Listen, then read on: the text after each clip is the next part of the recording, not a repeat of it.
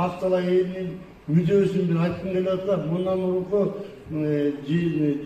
Сооронбай Жээнбековдун учурунда президент сүйлөгөндө кайрылдым эле. Бирок ооз эки кайрылгам. Азыр унутулуп калыптыр. Кийин бирөө сол телефондон чалып ошо токтоп калды. Менин маселем бул эле. Кыргыз Республикасында Маткерайна деген бар. Маткерайна басалы деген жаштар 30 жашка чейинки, 40 жашка чейинки жаш келиндер 7-8ден бала төрөп атышат. Бирок анын жана пособиясы именно 50 жашына чыккандан кийин гана берилет экен. Мисалы Актала районунда высокогорье жок жерде 58 жаштан, ал эми жогорку высокогорье бар жерде 45 жаштан кийин гана берилет экен. 30 жашында төш белгиси Маткерайында берсе, ал 45 жашка чейин жүрө беребиз 15 жыл. Ал ошого чейин жашайбы? Кандай институтта болот? Жана алдыра канча чыгым жумшаш керек?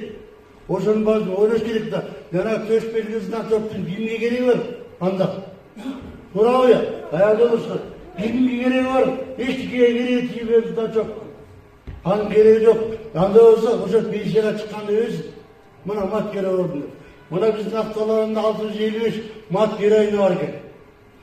Анын ичине 73 келин мына жогорку высокогорье болгон жер экен.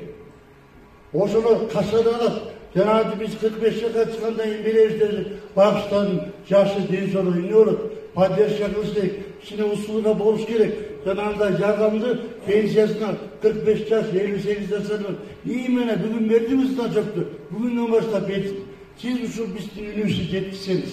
Бул андай деле чоң акчаны талап кылбай турган окат экен. 1,5 миң сомдон болгон бир адамга берет экен. Биздин 73 аялга 150 миң сомдон акча берет экен. Ой эмне ошону Кыргызстан болсо дагы берет. Ошонун үнүн жеткизип коебуз.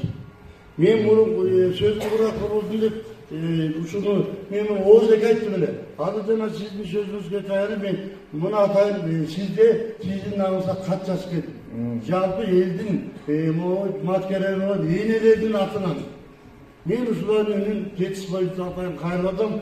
Мына катты кайрылып коеюн. Сиз өзүңүз укугуңуз жеткен жерге чейин жеткизип ушуну маселени чечтип деп койдуңуз. Мен ушунусу жарайт. Рахмат. Агайым, Баатыр эне боюнча дагы бир мына былтыркы жылы дагы айтканбыз. Былтыр бул президентибиз кол коюп берди. Баатыр эне наамын алуу боюнча дагы маселе көтөрүп чыкканбыз. Эмне маселе? Азыр сиз жаш энелер жөнүндө айтып атпайсызбы, туурабы? Жаш энелер жөнүндө. Эми Баатыр эне наамын ала албай аткан же Баатыр эне наамын алдырып ийге турган жашы улгайган энелерибиз да бар. Бар да. Алар эмнеге ала албай атат? Бир баласынын соттуулугу бар үчүн ала албай калган. Бир баласынын соттуулугу бар үчүн. Ошону какшап атып, улам айтып атып, өзгөртүү киргизип атып, аягына чыктык туугандар. Ошол Баатыр энени эмнеге эне төрөп атканда менин балам кылмышкер болот деп төрөбөйт да. Менин балам ууру, менин балам коррупционер, менин балам кески болот деп өстүрбөйт да. Анан 18ге чыккан килтейген киши бир кылмыш кылып койсо, дагы баягы байкуш эне барып күнөөлүү болуп калыш керекпи деп муну атайын иштеп чыгып жеңилдеттик. Кандай кылып жеңилдеттик? Бул жерде эми майда кылмыштар үчүн баласынын соттуулугу майда кылмыштуулук менен болсо, Баатыр эне наамы берилет. Эгерде эне өзү оор кылмыш жасаса, же баласы өтө оор кылмыш жасаса гана берилбейт. Бул жерде да ошондой жеңилдиктер болду. Анан сиз айтып атасыз, эгер жанагындай кошумча акчалары болбосо анын эмне кереги бар, значоктун деп атпайсызбы, туурабы? Мына 1000 сом болчу кошумча. Азыр 1,5 миң сом. 1,5 миң сом. Ооба, пенсияга кошулат да ошол.